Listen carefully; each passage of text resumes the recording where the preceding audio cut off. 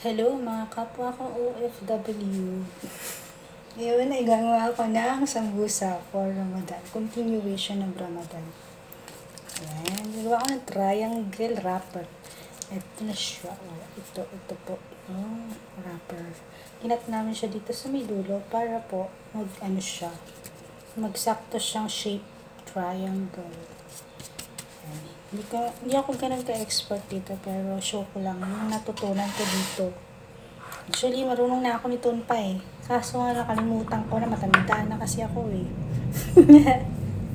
Ito, ganyan. Pinapahiran lang po siya ng kailang ha. Pinapahiran lang siya nitong harina na sa tubig pang dikit. Ayan. Tapos, lagyan ng isang kutsarang sambusa. Palaman niya. Ano tawag dito? Yung giniling to eh. Masarap din to, para talaga siyang Shanghai siomai. Pero masarap siya. Ang Shanghai kasi, at siomai, ano yun eh, yari kasi yun sa onion leeks, saka onion. Kaya mabango-bango rin siya. Ito naman, carrots, saka yung paborito nilang pang salata. Yan.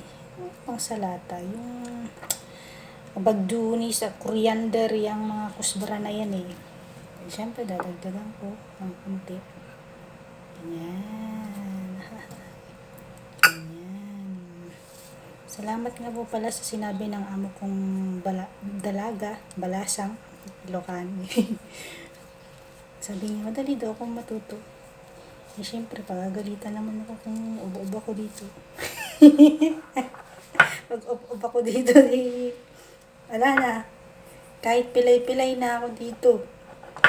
Yung mga kauban ko talaga mawawala dito. Ay, gusto ko talagang, alam mo na, money, trabaho, sweldo, para sa pamilya, para sa mga anak. Oh, finished product, ang galing-galing ko. Kaso masyadong maliwanag yung ilaw. Patayin ko nga.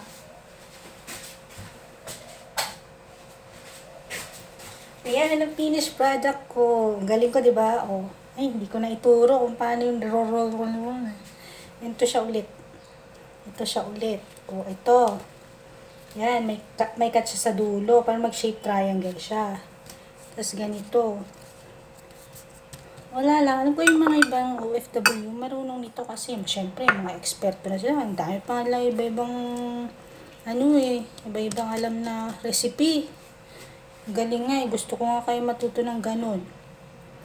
Kaso, pang lang muna ako. Traditional basic.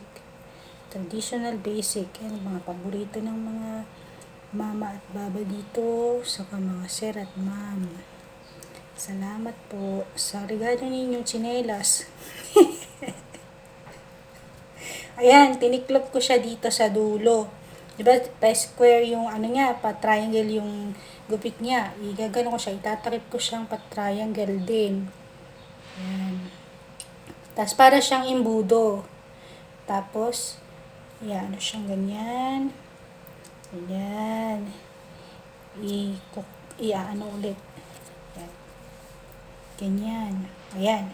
So, dadagdagan ko naman siya para naman malaman-laman. Tapos, mamaya, crispy. Pagka ipiprito ni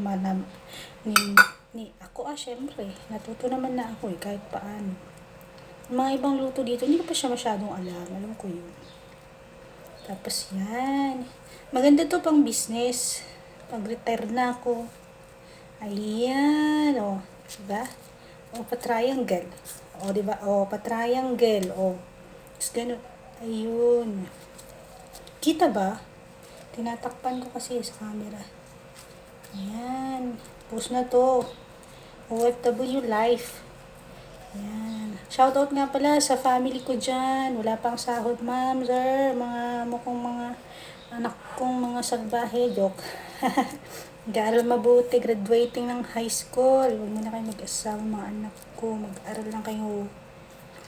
Kasi mahirap maging karpentero, mahirap magtrabaho. Dapat matuto kayo. Magsumika, pag muna magjowa-jowa. Ako nga eh, lagi akong iniiwanan ng jowa-jowa. Joke lang. Hindi kakagusto kasi pangit. Ayan, oh, ang galing, di ba? Oh, syempre, pag nakita ito ni Madam,